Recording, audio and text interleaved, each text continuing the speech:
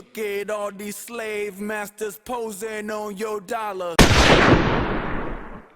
I can't believe I have to make this video. I can't believe I have to explain why the death of one person isn't comparable to another, and that we can and should advocate for justice of both. But I do, because this is America, where the majority of our citizens are either too stupid to understand basic concepts, or so incredibly tribalized that they can't use their reasoning to deduce any coherent points anymore. My social media has blown up over this incident, and instead of advocating for justice, they want to downplay one movement actually advocating for change to prop up another solely based upon the race and age of the person. So let's begin. On August 9th, Cannon Hinnant found his child outside on his front lawn with a gunshot injury to his head. As he scooped up his child, he saw his neighbor in his yard with a handgun pacing and acting frantic. His son Cannon was pronounced dead later that day. Darius Sessoms was then arrested the next day and charged with first-degree murder. This is all we know about the events that happened.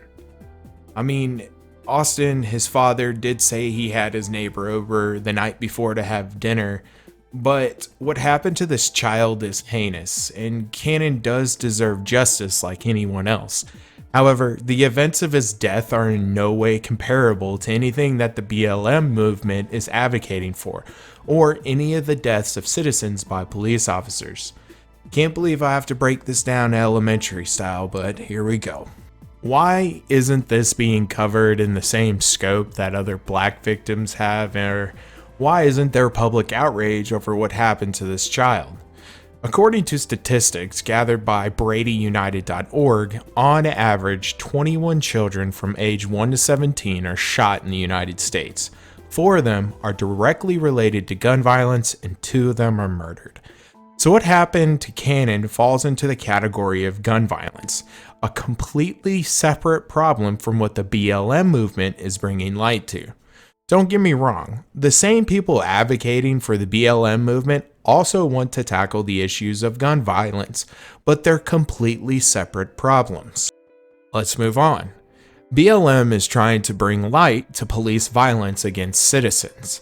While they are doing this through black bodies, because black bodies are disproportionately a part of these incidences, they are bringing light to the problem of police brutality overall. Cannon was shot and killed by a random person. Darius is not a cop. He is not in any position of authority. He's just a fucked up person who took the life of a child. All the people advocated by BLM have been killed by police officers. These people have the authority to lock you in a cage and take your life without question. They are bringing attention to the fact that the victims of police brutality are denied justice. They are denied their constitutional rights by being killed by police officers before they're tried in a court of law, period. If you think this in any way is comparable to what happened to Cannon, then we have bigger problems to address. Now, let's move on to the concept of justice. People are asking if Cannon will have justice, and why aren't people in the media screaming about it? Well, Darius was arrested the next fucking day. If you think a white child being shot by a black man in North Carolina isn't going to get justice, you're special. I won't be surprised if he doesn't get the death penalty. The justice system is already being played out in this case. He's been arrested and charged in a timely manner. So, justice is coming. If Darius somehow gets out of it, then his family will understand what BLM has been trying to do. What about police officers who kill citizens? Police officers are rarely charged with murder, and even more rarely convicted. Even under investigation, they are put on leave with or without pay and are not awaiting their trial in jail. Police officers are rarely held accountable for their actions. This is the point of the BLM movement. Justice for those who were killed before their day in court. No one should be put to death for selling single cigarettes on a porch, period. Is that justice? Not really. So tell me how on the concept of justice, Cannon's death is remotely comparable to any of those killed by police officers. I mean, Breonna Taylor's killers are still running free. Apparently, when someone is battering your door down in the middle of the night from a no-knock raid, you're not allowed to protect yourself in your own home. After having said all this, how in the hell can anyone say that Cannon's death is even remotely similar to anything the BLM has advocated for? The right wing is literally politicizing the death of a young white child by a black man. They're using the child's race and the age of the child as an appeal to emotion. The fact that they don't understand how these are entirely different scenarios goes to show the underlying problem.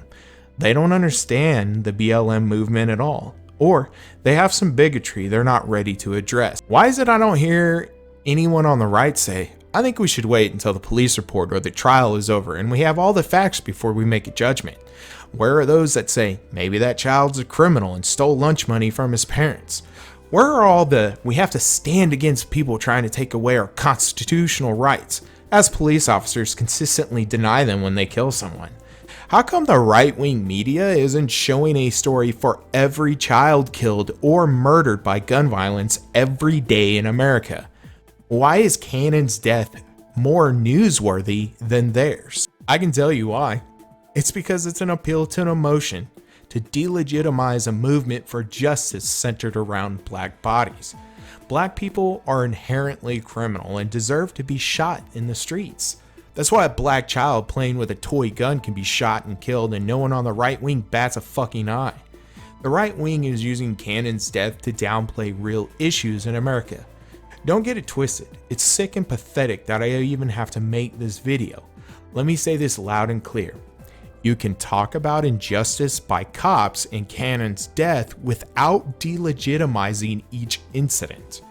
The fact that so many people are sharing Cannon's death is not only a spit in the face of all those who suffer police violence, but Cannon's memory as well.